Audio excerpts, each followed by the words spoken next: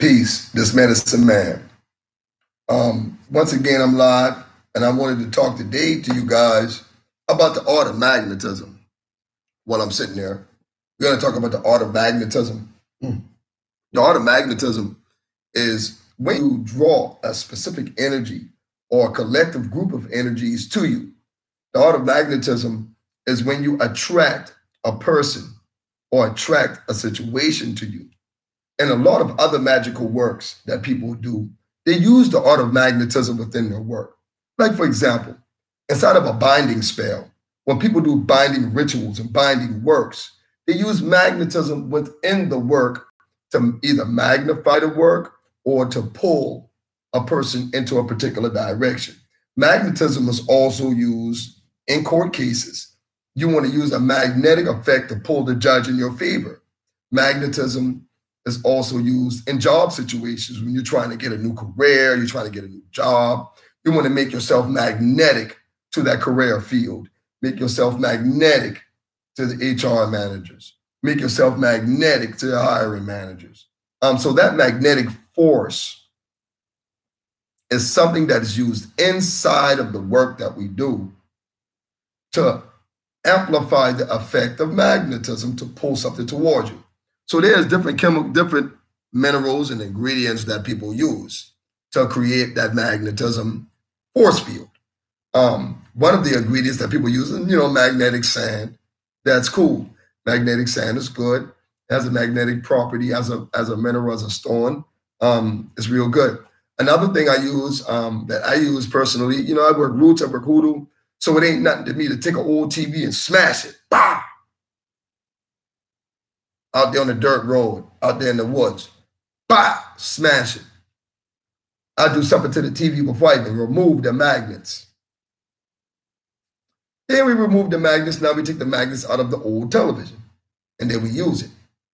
That can be done also in your work to make magnetic different things. Like, for example, I ran into a root worker once that had a huge magnet, and they would take all of their rainwater, actually, and put it on the magnet. And I'm like, well, what that do? What that do? He said, well, they did some readings and they showed me some things, and I saw what it did. And what the magnet did is amplified the rainwater property, so that when he used the rainwater in other works, the rainwater became stronger because we amplified the properties of it. So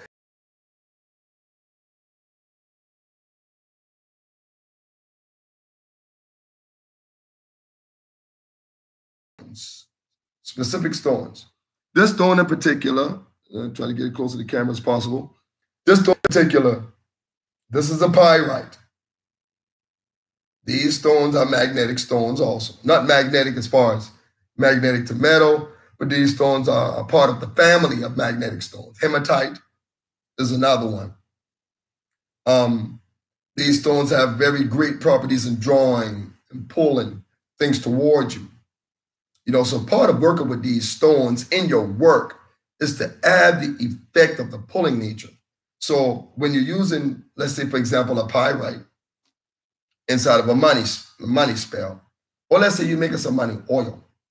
So the question is, what would you do with the pyrite in regards to adding it to your money oil? That's a question. I see y'all looking. Somebody answer my question. How would you use this pyrite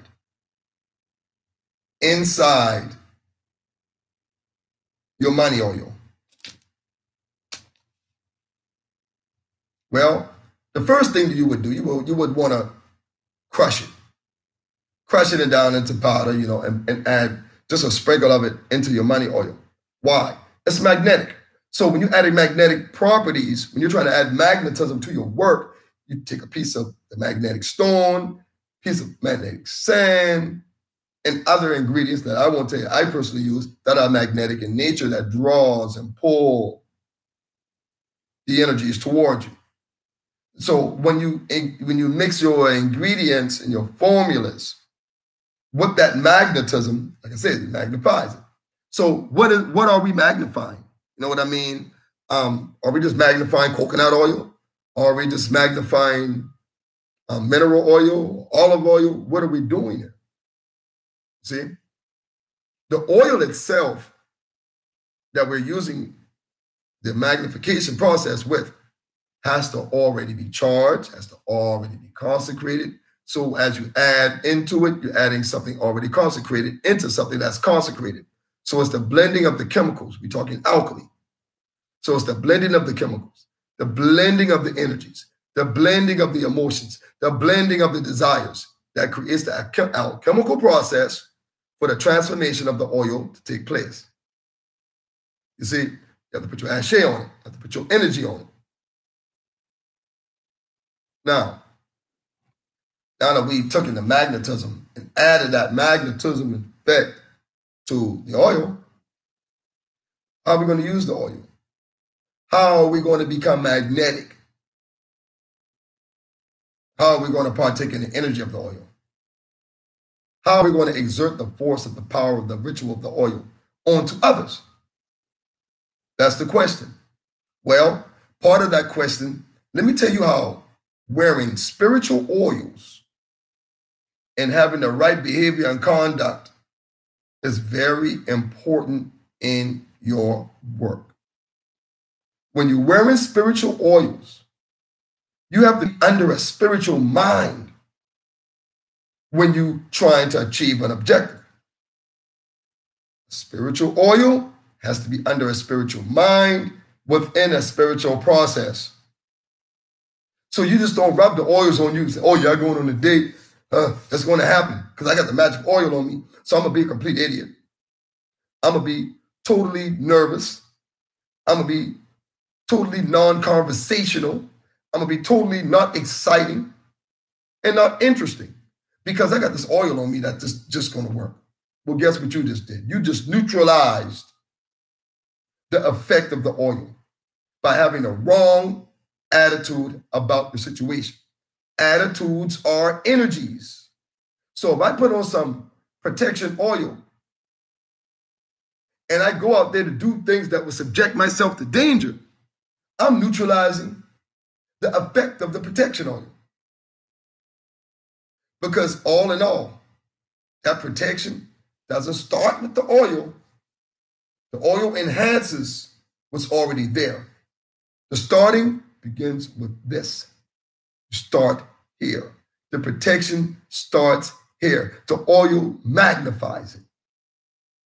But if it's not originally within your own mind and your own spirit, the oil is going to be neutralized.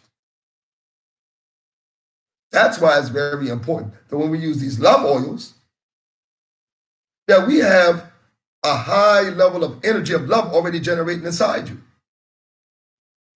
Self-love, not love for nobody else. Because in order to get somebody else to love you, you have to have that magnetic force of love generating from you. You see? So if you got the magnetic force of love generating from you, it's easy to attract that same force to you. But a lot of times when people get these magical oils, these love oils, they don't really have that love that they need to have for themselves. And because they don't have that love, that they don't have that love that you need for themselves, what end up happening is the force, the spiritual energy that's in the oil is all used up by you. Because you need love. You put this oil on trying to generate love, but you need love more than you're trying to get. So it won't work. When we're working with spiritual tools, spiritual items, there has to be a sense of balance all the way across the board. If you want love to be in your life, you have to generate love from your life first. Once self-love has been established at a high degree, high level, then you become able and capable of producing the magnetic effect of pulling love to you because you have to generate it first. And the love that you pull to you is only what you're generating within yourself. This is why a lot of times people end up magnetically in relationships, the same type of relationship over and over and over and over and over again. Because they have not changed the energy patterns within them own their own self. They ain't changed their own patterns. Same cyclic behaviors. Same cyclic way of thinking. Ask them a question, you get the same cyclic answers. Because there's no thinking process. There's no outside of the box process going on within their own spirits, within their own mind. Everything is too calculated. You see? And you become a redundant person spiritually. Same thing over and over again. If I choose red, you're going to choose blue every time. For 100 years straight. You're never going to choose orange. You're never going to look at other options and availabilities. And that's the danger of a one-track mind. Let me read this question. Do we change that for ourselves? What are you talking about, earthly roots? What do we change for ourselves? Or are you asking how do we change ourselves and develop that kind of love to generate? You know, when we're talking about magnetism, we're talking about changing ourselves, even when we're trying to get rid of a habit, you know, we have to attract the answer to our habit to ourselves.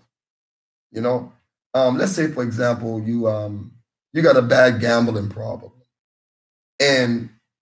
but you live within a 3-mile radius of all the casinos, and you have to pass all the casinos every day going to work, and you have to pass the casinos every day going home.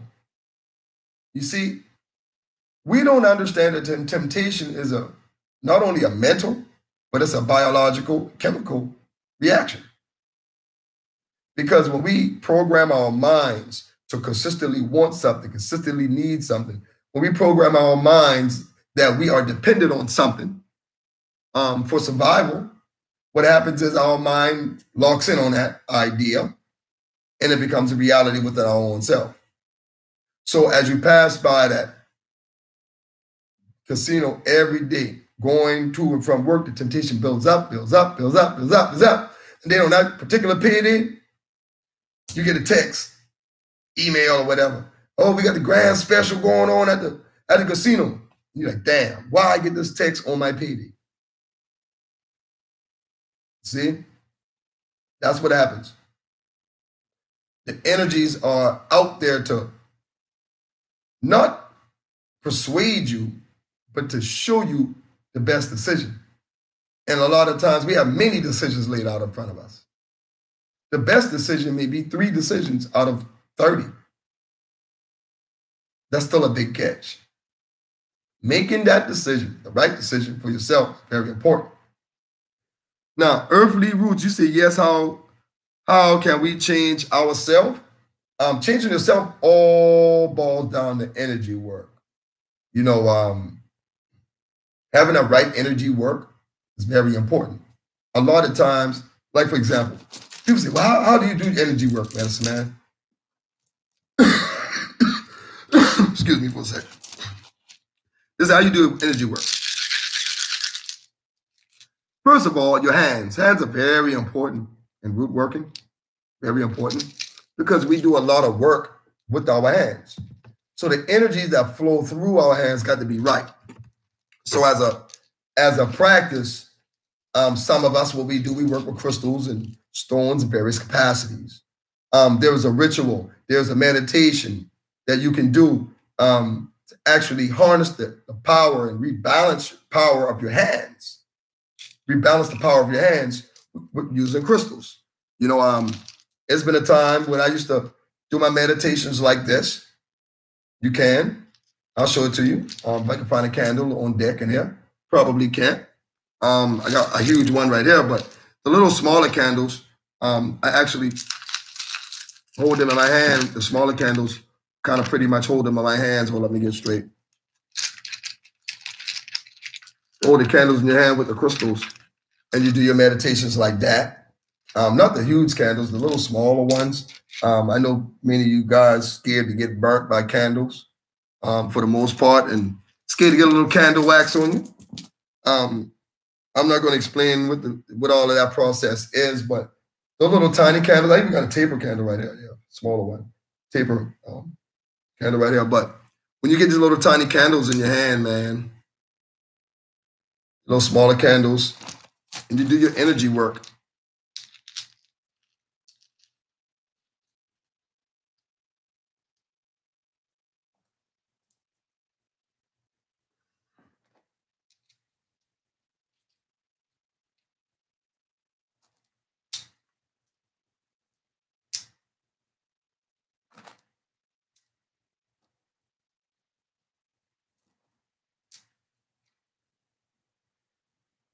and see, let me see. I can't down my camera because I got something sitting next to me. Y'all ain't need to see, but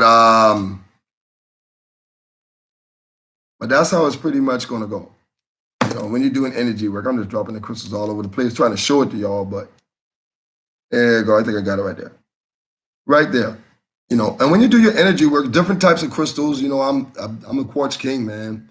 I love the quartz, amethyst, and a few other crystals I love, but for the most part, because of the energy patterns that I receive from them.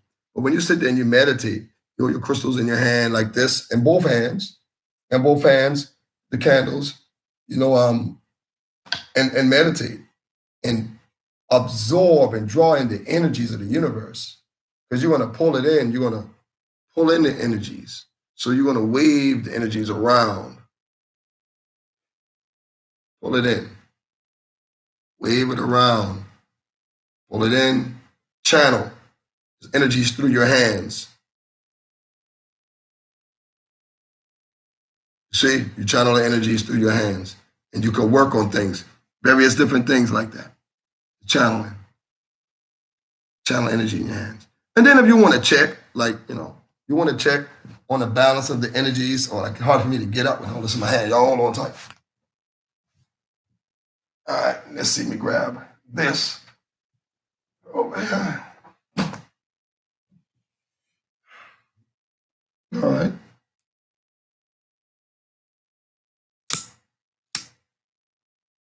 They made the energy signature of the crystals coming through my hand to see what's going on with that. So then I would use my pendulum just to pretty much check the energy flow in my hands. And checking the energy flow in my hands just to kind of see what's going on. I'm talking right now, so I'm shaking pendulum.